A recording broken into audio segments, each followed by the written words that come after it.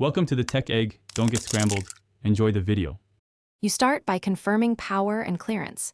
Check PSU wattage and required PCIe connectors so you don't underpower the card. Once done, power down and unplug the PC, then ground yourself to avoid static. Remove the side panel and unscrew the rear bracket where the new card will sit.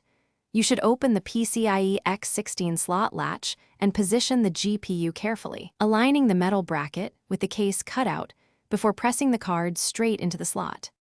Once the card is seated, screw the bracket to the case and attach every required PCIe power cable.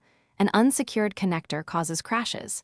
You then boot into BIOS to ensure the board uses the PCIe slot as primary GPU when integrated graphics exist. Make sure firmware is recent enough. Update only if the board fails to post or the GPU is unsupported. After BIOS, boot into your OS and watch initial temperatures and fan behavior to confirm. You finish by installing the latest official drivers from the GPU maker, choosing the Clean Install option to remove old drivers. Once installed, run a light stress test and a benchmark to confirm stability, watching temps, clock speeds, and visual artifacts.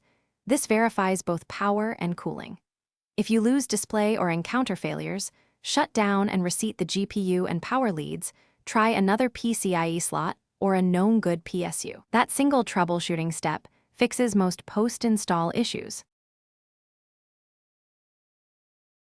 Thanks for watching. Consider subscribing if I helped unscramble your problems.